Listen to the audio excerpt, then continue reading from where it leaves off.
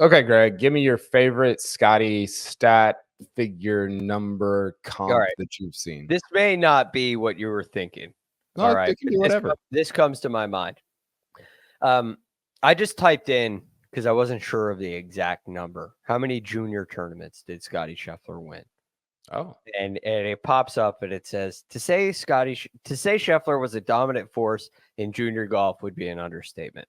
From 2004 to 2010, he won nearly 60% of his starts on the Northern Texas PGA Junior Tour for a staggering total of 74 victories. oh my gosh. Right. And this is, I think he won some more on like the AJGA as well. I heard a figure of 96. I'm not sure what that time frame was. Here nor there. The point is, Scottie dominated the players that he was playing against as a junior. Yeah. And then they all get older, and then all of it, and he still is beating them all the time. And then all of a sudden, they all come out onto the PGA Tour together, and now those guys that are losing to Scottie in junior events are now losing to him in PGA Tour events. And it's like the age, he's gotten to the age where these are the guys that are in their prime. Yeah. And he's just always beat them, and Yep. he just continues to beat them. Yeah, it's your Daniel Bergers, it's your Morikawas, your guys like that, and kind of the 27 to 30, 31 range. Yeah. My favorite is another guy that I don't think this guy has beat him in any tournament that they've played together this year. But Ricky Fowler.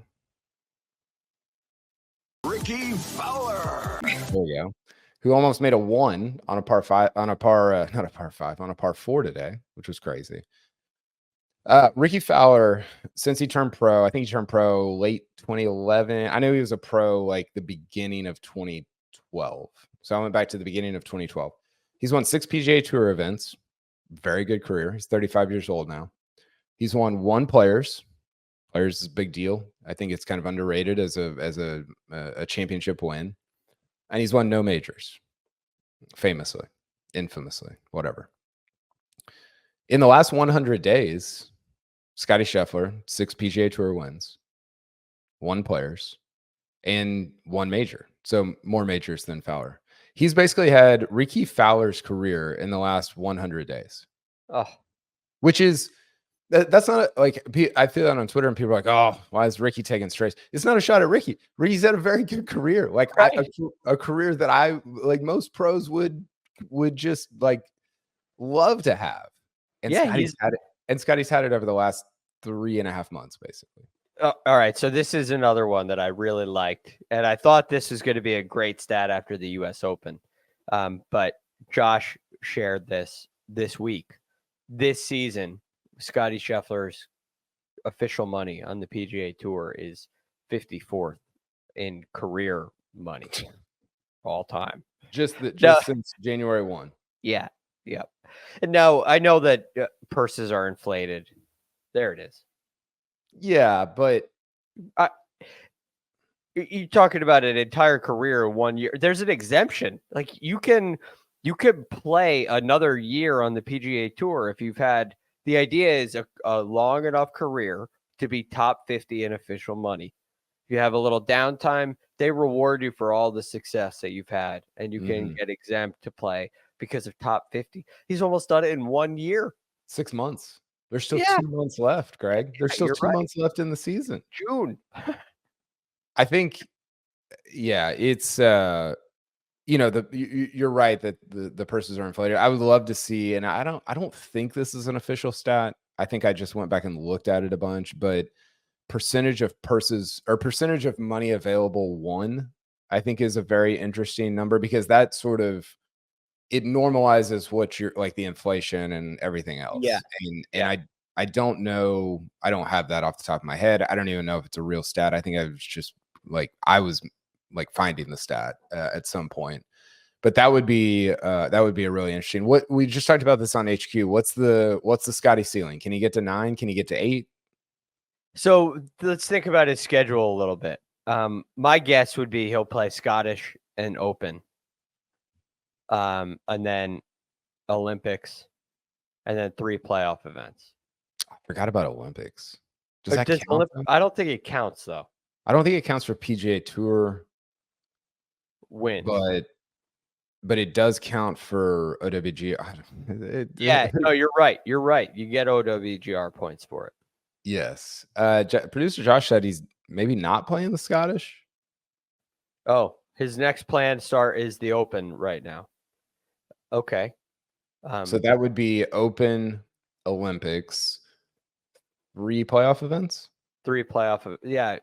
So if you take the Olympics out for PGA Tour stuff, you're talking about 4 more events. Yeah. So you'd have to win. I mean, 3 of 4.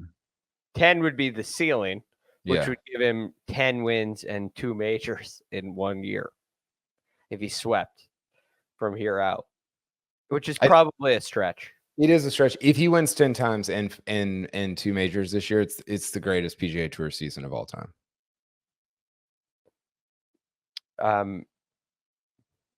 It's real close with Tiger 2009 wins and 3 majors.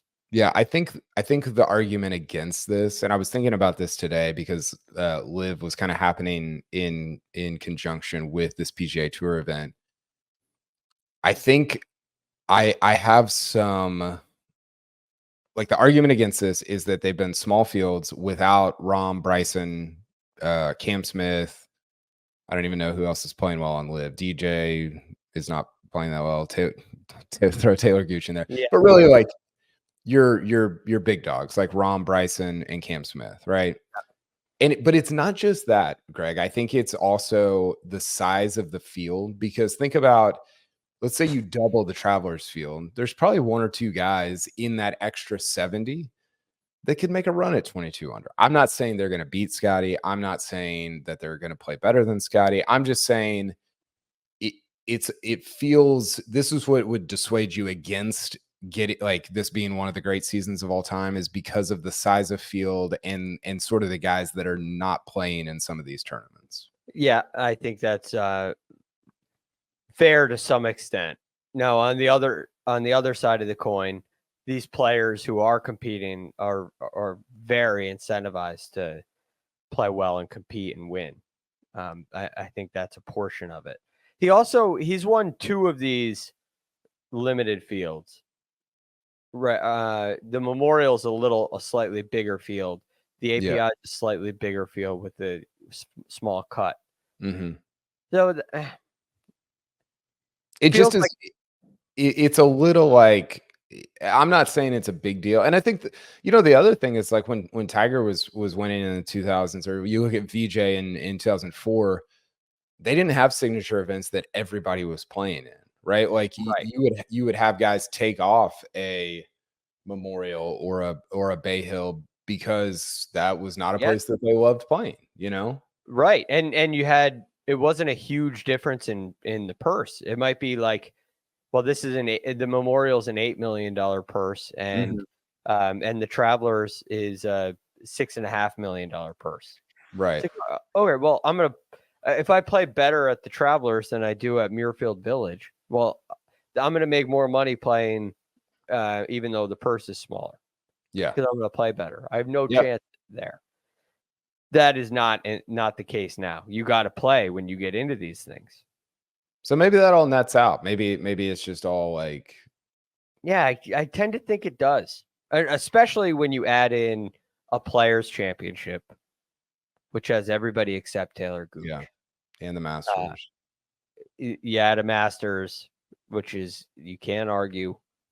And his performances in the majors, aside from the U.S. Open, has been pretty darn good. Kind of proves the point that, hey, what we see these weeks, in my opinion, it wouldn't really change. The circumstances. Yeah, it's an interesting conversation at the very least. Producer Josh says he has the money list from 2000. So we get to see Tiger in 2000. He won $9 million. The next closest was Phil at 4.7. So that's a little over half of what Tiger earned. And then Ernie Els at 3.4, which is about a third. Hal Sutton at 3. Hal Sutton at 4. Hal Sutton being jammed in between Ernie Els and Vijay Singh is amusing to me. Yeah. And then you go on down Mike Weir, David Duval, Jesper Parnevik, Davis Love III, and Big Stu Sink. Yeah, 10th. $2.1 million gets you 10th on tour. 2.1 gets you like third place in the event this week. Yeah.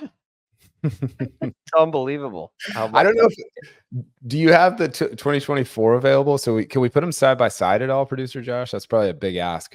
I'm just riffing here, but Tiger in 2000 basically doubled up second place, which was Phil.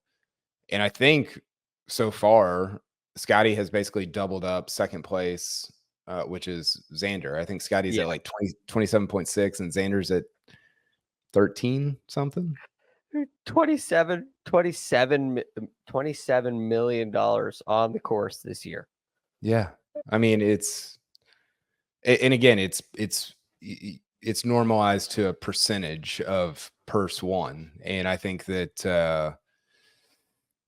so okay, here we go. So this is pre, like, the money from the Travelers has not hit yet. So Scottie's at 24, Xander's at 12, Rory's at 10.